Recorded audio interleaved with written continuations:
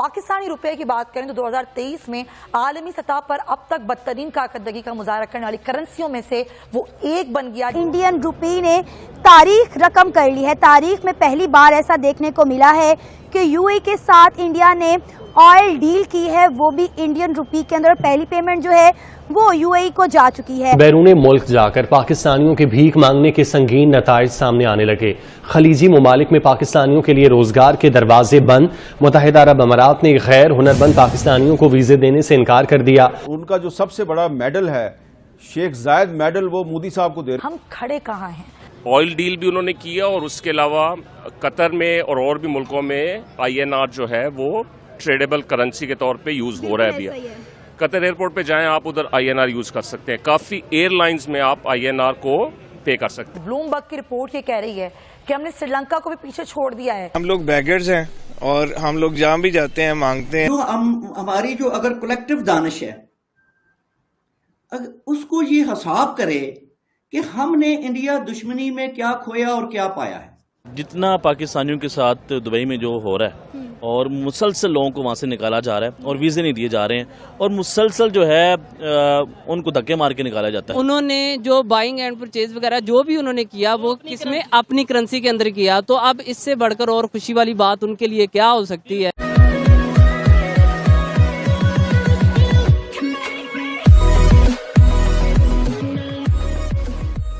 नमस्कार दोस्तों। अब अगर आप US डॉलर के सामने पाकिस्तानी रुपया अगर देखो तो बहुत ही बुरी तरीके से पिट रहा है। एक समय था जब इतना डिफरेंस नहीं था इंडिया और पाकिस्तान के रुपये में कंपेयर टू US डॉलर, लेकिन आज बहुत ही अजीब सी सिचुएशन हो चुकी है। और देखिए, जब डॉलर के सामने आपका रुपया कमज़ोर होता है या फिर आपकी जो करेंसी है वो कमज़ोर होती है तो ऑब्वियसली आपके घर महंगाई बढ़ेगी और प्राइजेस आपको ज़्यादा पे करने पड़ेगी जो भी चीज़ आप इंपोर्ट करते हो। अगर आप दूसरी तरफ इंडिया का देखो तो इंडिया जो है वो अपना रुपी ग्लोबलाइज करने में लगा हुआ है। अब यहाँ पर बात हो रही है यूएई की कि यूएई के साथ इंडिया जो ट्रेड कर रहा है उसमें जो पेमेंट है वो जो है इंडिया यहाँ पर इंडियन करेंसी में कर रहा है। देखिए, कुछ ही कंट्री का यहाँ पर चीज़ होती है। अगर कुछ बड़े कंट्रीज ने यहाँ पर एक्सेप्ट कर लिया, हम ये नहीं कह रहे कि पूरी तरीके से US डॉलर को यहाँ पर हम रिप्लेस कर देंगे, लेकिन हमारी करेंसी जो है एक हिसाब से अगर आप देखो तो सर्कुलेशन में आ जाएगी कि भाई अगर आप US डॉलर लेना चाहते हो तो ठीक है, अदरवाइज इंडियन करेंसी भी मौजूद है। और अगर मान लीजिए कुछ बड़े बड़े कंट्रीज लेते हैं, फिर छोटे कंट्रीज भी बहुत ही आसानी से एक्सेप्ट कर लेंगे। इसी के साथ ही वीडियो शुरू करते हैं। और हाँ दोस्तों, एक और रिक्वेस्ट है आपसे कि कृपया करके हमें सुपर थैंक्स के माध्यम से मदद करना ना भूलें। इंडियन रुपी ने तारीख रकम कर ली है। तारीख में पहली बार ऐसा देखने को मिला है कि यूएई के साथ इंडिया ने ऑयल डील की है, वो भी इंडियन रुपी के अंदर। पहली पेमेंट जो है वो यूएई को जा चुकी है और हम देख रहे हैं कि वक्त के साथ साथ इंडियन रुपी की वैल्यू में किस हद तक इजाफा हो रहा है। ये सिर्फ यूएई की बात नहीं है, और भी बहुत सारी कंट्रीज ऐसी हैं जो इंडिया के साथ इंडियन रुपी में जो है डील करने को तैयार है। इवन कि इंडियन करेंसी को जो है इंटरनेशनल लेवल पर जो है यूज़ भी किया जा रहा है। इसके बरअक्स अगर हम बात करें यूएई की, तो यूएई में आपको पता होगा कि पाकिस्तानियों के क्या हालात हैं।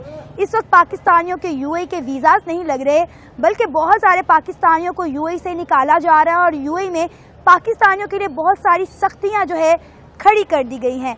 अच्छा सर, एक बड़ी मज़े की न्यूज़ सामने आई है। इंडियन रुपी ने तारीख रकम कर ली है।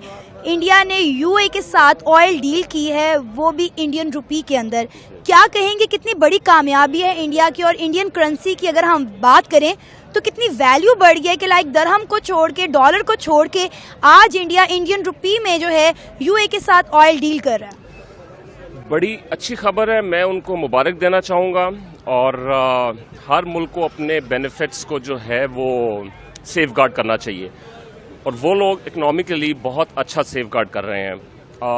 ऑयल डील भी उन्होंने किया और उसके अलावा कतर में और भी मुल्कों में INR जो है वो ट्रेडेबल करेंसी के तौर पे यूज हो रहा है अभी।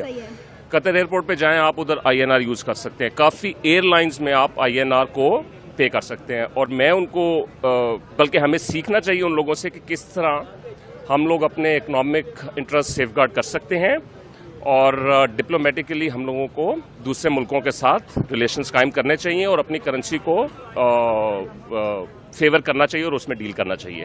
अच्छा सर, हमने देखा है कि सिर्फ इंडियन रुपी नहीं, इंडियन लोगों की वैल्यू भी ऑल ओवर द वर्ल्ड बहुत ज़्यादा बढ़ती चली जा रही है। कुछ दिन पहले दुबई में इंडिया के प्राइम मिनिस्टर नरेंद्र मोदी ने अपना एक विजिट किया, तो रात के वक्त दुबई के प्रिंस ने रात 2 बजे उनका बड़ा वार्म वेलकम किया और उन्हें फ्रेंडशिप बैंड पहनाया और उन्हें कहा कि यूएई में रहने वाले इंडियंस जो हैं वो हमारी रिस्पॉन्सिबिलिटी हैं।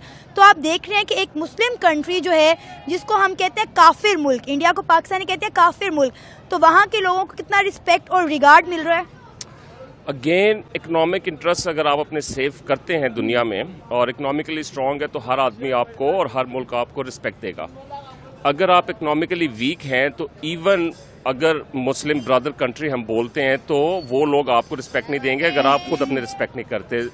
इस टाइम वेस्टर्न वर्ल्ड भी अपने आप को इंडिया से एफिलिएट करने की कोशिश कर रहे हैं as an alternative to China, और वो उनके साथ रिलेट करने की कोशिश करते हैं, उनका कल्चर समझने की कोशिश करते हैं, उनके साथ मिक्सअप होने की कोशिश करते हैं। वेर एज अगर आप बताएं किसी को कि मैं पाकिस्तानी हूं तो वो आपके साथ रिलेट करने के नहीं बल्कि still as a third world citizen आपको कंसिडर किया जाता है कि बेचारे लोग हैं ये, जबकि इंडिया के साथ ऐसा नहीं है, उनके साथ वो रिलेट करने की कोशिश करते हैं। तो बिल्कुल इंडियंस जो है वो as a commodity, as a trade mark जो है वो दुनिया में आईटी वर्ल्ड में, फाइनेंस सर्विसेज में जो है वो सामने आ रहा है। जबकि हमें तो अब कंपेयर ही नहीं करना चाहिए इंडिया के साथ, बल्कि उनसे सीखना चाहिए। और जिस तरह के हमारे पैगंबर ने भी कहा कि इल्म आपको जहाँ से मिले और जहाँ से सीखने को मिले आपको वहाँ से सीखना चाहिए। तो अगर उनसे हमें कोई अच्छी चीज़ें सीखने को मिलती हैं तो हमें ज़रूर उनको फॉलो करना चाहिए। अब आप ये देखें ना कि यूएई की हम एक छोटी सी एग्जांपल ले रहे हैं, पाकिस्तानियों को यूएई के वीज़ा नहीं मिल रहे, बल्कि बहुत सारे पाकिस्तानियों को दुबई से जो है निकाला जा रहा है। लेकिन उसकी जगह आप इंडियंस को देख लें तो इंडियंस दुबई में हर बड़े ओहदे पर बैठे हुए हैं इंडिया के साथ। और हम पहले सुनते थे कि इंडिया रशिया के साथ इंडियन रुपी में डील कर रहा है, अब एक गल्फ की एक और कंट्री उसमें ऐड हो गई है, यूएई। बिल्कुल, आपने बिल्कुल ठीक बात की। और अब तो बड़े ओहदों पे बैठना तो दूर की बात, अब लोग बिजनेसेस, बड़े बड़े बिजनेसेस जो हैं वो ओन कर रहे हैं। बड़े ओहदों पे तो अब पाकिस्तानी भी आपको मिलना शुरू हो जाएंगे, लेकिन इंडिया, आप जितने बड़े बिजनेसेस देखें मिडल ईस्ट में, उनके बड़े बड़े रिटेल स्टोर्स जो हैं, उनकी बड़ी बड़ी कंसल्टिंग कंपनीज हैं, टाटा ग्रुप है, टीसीएस कंसल्टिंग उनकी बहुत बड़ी कंपनी है, इन्फोसिस है, बड़े बड़े गवर्नमेंट प्रोजेक्ट्स जो हैं वो उन लोगों के पास जा रहे हैं। इस इस्लामी टच के साथ मजीद ये हुआ कि हमारी इंडिया के साथ हमारे और भी वो उसने एक मुकद्दस आइडियोलॉजी भी शक्ल इख्तियार कर ली। और उसके बाद ये हुआ कि सिर्फ हिंदू ही हम उससे ही मुतनफर नहीं थे, बल्कि यहूदो नसारा को भी हमने शामिल कर लिया, उनके भी खिलाफ हम हो गए और इस्लाम का किला खुद को कहने लगे। ठीक है, ये सारी चीजें होती हुआ ये है कि पाकिस्तान जो है मुआशी लिहाज से वो कमजोर होता चला गया इसी वजह से। अब मौजूदा सूरत हाल ये आ गई है कि अगर हमारी जो अगर कलेक्टिव दानिश है, अगर उसको ये हिसाब करे कि हमने इंडिया दुश्मनी में क्या खोया और क्या पाया है। हमने इंडिया दुश्मनी की और मसला कश्मीर की क्या कॉस्ट पे की है, मुल्क को अदा करवा लिया सिर्फ मसला कश्मीर के लिए।